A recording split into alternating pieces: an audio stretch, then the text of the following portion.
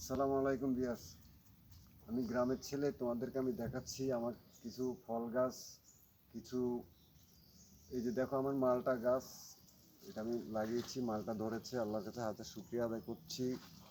এরপরে দেখো তোমরা আমার একটা লিচু গাছ আছে, যে লিচু গাছ এখনো ধরে নাই, আশা রাখি ধরবে। তারপরে হচ্ছে এই যে আমার, তোমরা দেখতে থাকো, আমি তোমাদেরকে দেখাচ্ছি। এই যে হচ্ছে আমার আপেল কুল, হচ্ছে আমার আপেল কুল আমি চারা লাগিয়েছিলাম নার্সারি থেকে এনে। এ হচ্ছে আমার কাজি পেয়ারা, এটা আমি নার্সারি থেকে লাগিয়েছি। তারপরে এই যে আমার, এটা হচ্ছে আমার রূপালি আম, আমি রাজশাহী থেকে চারাটা এনেছি, অনেক বড় হয়েছে, ধরতেছে এখন, আল্লাহর কাছে শুক্রিয়া।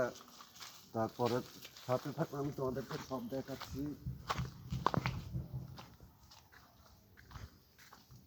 বর্তমানে দেখি অনেকে আদার চাষ করতেছে, আমি পরীক্ষামূলক আদার চাষ করলাম। তারপরে একটা লাউ গাছ লাগিয়েছি সাথী ফসল হিসেবে সাথে। এরপরে দেখো আমার একটা পুঁইশাক গাছ লাগিয়েছি, যে জারের উপরে পুঁইশাকগুলি ভিটামিন সি এবং ক্যালসিয়াম সমৃদ্ধ পুঁইশাক।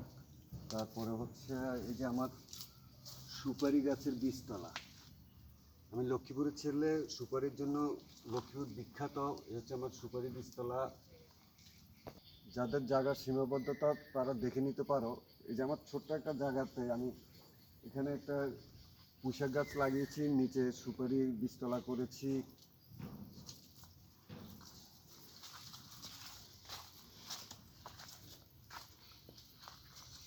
এই যে এখানে আমি কচু গাছ লাগিয়েছি।